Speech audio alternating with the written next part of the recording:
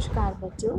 आज हम हिंदी के अंदर कक्षा 7 का पाठ नंबर 3 जिसमें शीर्षक दिया है हिमालय की बेटियां, उसके बारे में बात करेंगे।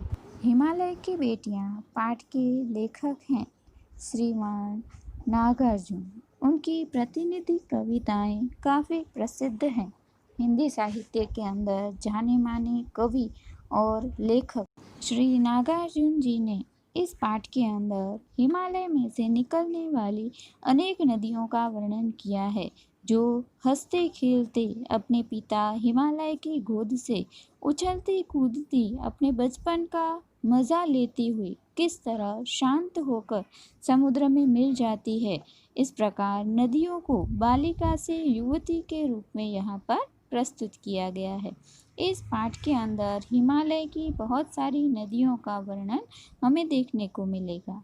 तो आइए पाठ शुरू करें, जिसका शीर्षक है हिमालय की बेटियां। अभी तक मैंने उन्हें दूर से देखा था, बड़ी गंभीर, संभ्रांत, शांत और अपने आप में खोई हुई, जैसे संभ्रांत महिला की भांति प्रतीत होती थी। जैसे एक गंभीर महिला हो, सूझबूझ से भरी हुई महिला हो, ऐसी प्रतीत होती थी।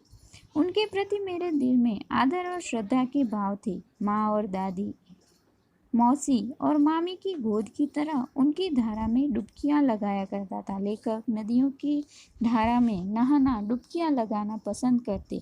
इस तरह वर्णन किया गया, जैसे कोई छोटा बच्चा है, वो माँ की गोद में खेलता है, दादी की, मौसी की, मामी की गोद में खेलता है, वैसे ही लेखक इन नदियों की गोद में खेले हैं, नहाए हैं या फिर डुबकियां भी लगाई हैं।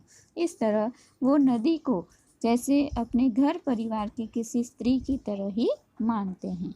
परंतु इस बार जब मैं हिमालय के कंधे पर चढ़ा तो वे कुछ और रूप में सामने थी। यानी कि जब लेखक कहते हैं कि मैं हिमालय के ऊपर चढ़ा, कंधे पर चढ़ना यानी हिमालय के ऊपर चढ़ना, उस समय लेखक को नदियाँ अनेक अलग अलग स्वरूप में दिखाई देती हैं। मैं हैरान था कि यही दुबली पतली गंगा, यही यमुना, यही सतलुज समतल मैदानों में उतरकर विशाल कैसे हो जाती है। इनका उछलना और कूदना, खिलखिलाकर लगातार हंसते जाना और इनकी वह भावभंगी, इनका वह उल्लास कहाँ गायब हो जाता है मैदानों में जाकर। लेखक को विचार होता है कि जब कभी हिमालय से निकलती हैं, उछलती हैं, कूदती हैं, लेकिन जैसे ही मैदान में आती हैं, ये सारी नदियाँ एकदम शांत हो जाती हैं। किसी लड़की को जब मैं देखता हूँ, किसी कली पर जब मेरा ध्यान अटक जाता है, तब भी इतना कौतूहल यानी कि आश्चर्य और विस्मय नहीं होता जितना कि इन बेटियों की बाल लीलाओं को देखकर होता है। यहाँ पर बेटियाँ शब्द हर बार नदी के लिए प्रयोग किया गया है कि उनकी लीलाओं को देखकर जैसे मैं आश्चर्य में पड़ जाता हूँ कि किस तरह हिमालय से निकलकर उछलती थी, कूदती थी और शांत हो जाती हैं कब, जब वो मैदानों में प्रवेश करती हैं। कहाँ ये भागी जा रही हैं, वह कौन लक्ष्य है जिसे इन्हें बेचैन कर रखा है। अपने महान पिता का विराट प्रेम पाकर भी अगर कोई इनका हृदय अतृप्त ही है, तो वह कौन होगा जो इसकी प्यास मिटा सकेगा। बर्फ़ जली नंगी पहाड़ियाँ यानी कि बर्फ़ से घिरी हुई जो एकदम ठंडी से भरी पहाड़ियाँ हैं, उनका वर्णन है। छोटे छोटे पौधों से भरी घाटियाँ, बंगूर अत्यधिकाएँ, सरसब्ज उत्पादकाएँ, ऐसा है इनका लीला निकेतन। खेलते खेलते जब ये ज़रा दूर निकल जाती हैं, तो देवदार, चीड़, सरोज, चिनार, सफ़ेदा, कैल के जंगलों में पहुंचकर शायद इन्हें बीती बातें याद करने का मौका मिल जाता है। कौन जाने बूढ़ा हिमालय अपनी इन नटखट बेटियों के लिए कितना सिर धुनता होगा, यानी कितनी चिंता करता होगा। बड़ी बड़ी चोटियों से जाकर पूछिए तो उत्तर में विराट मौन से के सिवाय उनके पास और रखा ही क्या है। यानी कि जो विराट हिमालय है, वो भी अपने इन बेटियों के लिए चिंतित रहता है।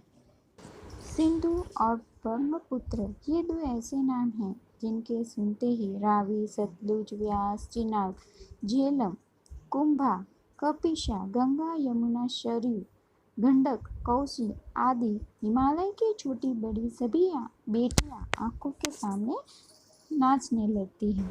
ये जो सारे नाम हैं हिमालय से निकलने वाली नदियों के नाम हैं। जैसे जैसे हिमालय है वो पिघलता जाता है, उससे पानी इकट्ठा होते ही वह एक नदी का रूप धारण कर लेता है।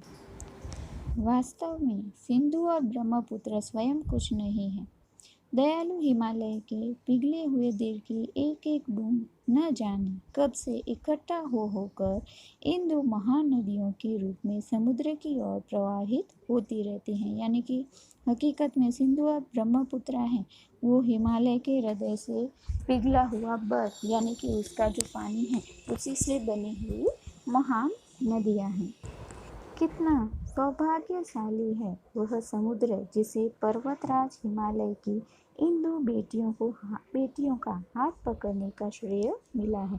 यहाँ पर वर्णन किया गया है कि जो नदियाँ हैं हिमालय की बेटी हैं और समुद्र से वो मिल जाते हैं। इस प्रकार लेखक ने वर्णन किया है कि हिमालय की बेटियाँ, हिमालय उनके पिता हैं और जैसे समुद्र को वो विवाह करके अपनी दोनों बेटियां सुपुर्द कर देते हैं तो समुद्र है वो उन नदियों के पति के रूप में देखा जाता है।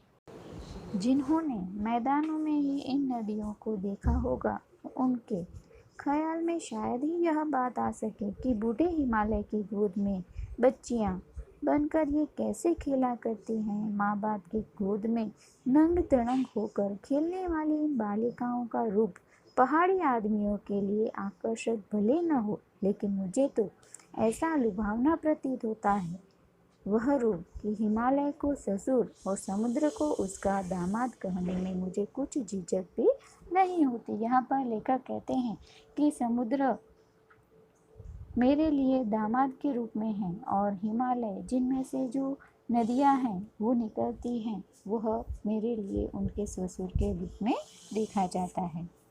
यहाँ पर आप नक्शे में देख सकते हैं कि किस तरह गंगा नदी है वो हिमालय से निकलकर अंत में वेस्ट बंगाल लिखा है वहाँ पर समुद्र से मिल जाती है। कालिदास की विरही यक्ष ने अपने मेघदूत से कहा था, बेतवा नदी को प्रेम का प्रतिदान देते जाना, तुम्हारी वह प्रेयसी तुम्हें पाकर अवश्य ही प्रसन्न होगी।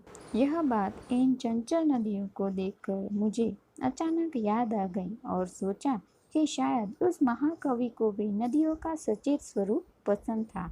यानी कालिदास ने भी अपनी कई सारी रचनाओं में इन नदियों का वर्णन किया गया है। दरअसल जो भी कोई नदियों को पहाड़ी घाटियों और समतल आंगनों में, मैदानों में जुदा जुदा शक्लों में देखा होगा वह इसे नतीजे पर पहुँचे होंगे। अलग अलग स्वरूप में जिन्होंने देखा होगा वो नदी के स्वरूप से काफ़ी मोहित हुए होंगे। काका कालेलकर ने नदियों को लोक माता कहा है। यहाँ पर काका कालेलकर मराठी के और साथ साथ गुजराती साहित्य के भी जाने माने लेखक हैं। उन्होंने लोक माता कहा है नदियों को क्योंकि नदियाँ हैं उनके पानी के ऊपर बहुत सारा व्यवहार है वो निर्भर है। बहुत सारे उद्योग ऐसे हैं जो नदी के पानी से चलते हैं। पशुओं के लिए, खेती के लिए, लोगों के लिए ये पानी उपयुक्त है, इसलिए यहाँ पर लोक माता कहा गया है। किंतु माता बनने से पहले यदि हम इन्हें बेटियों के रूप में देख लें तो क्या हर्ज है। और थोड़ा आगे चलिए, इनमें अगर हम प्रेयसी की भावना करें तो कैसा होगा। ममता का एक और भी धागा है जिसे हम इनके साथ जोड़ सकते हैं, बहन का।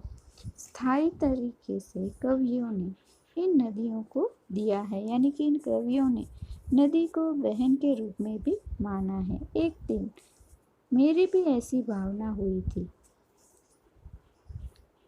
इन नदियों को तिब्बत की बात करते हुए कवि कहते हैं, मन उचाट था, तबीयत ढीली थी, यानी लेखक को कुछ भी अच्छा नहीं लग रहा था। आज के दिन फिर उन्होंने क्या किया, देखे। सतलज के किनारे जाकर बैठ गया। दोपहर का समय था। पैर लटका दिए पानी में। थोड़ी ही देर में उस प्रगतिशील यानी बहते हुए पानी ने, उसके जल ने असर डाला। तन और मन में ताजगी आ गई। मन ताज़ा हो गया तो लगा गुनगुनाने, यानी कि लेखक हैं, उनका मन एकदम गुनगुनाने लगा है। तो इस प्रकार लेखक वर्णन करते हैं कि जो नदियाँ हैं वो हमारे लिए माता हैं, बहनें हैं, प्रेयसी हैं, बेटी हैं। इन सभी रूपों में नदी को लेखक ने अपने जीवन में माना है, यानी कि नदियों को अपने जीवन में श्रेष्ठ स्थान दिया है। धन्यवाद। आगे कुछ प्रश्न दे रही हूँ जिनके उत्तर आपको, आपने जो नोटबुक बनाई है उसके अंदर लिखकर मुझे देने होंगे। उन उत्तर आप खुद लिखने की कोशिश करिए, जिससे परीक्षा के समय भी आप खुद ही लिख पाएँ।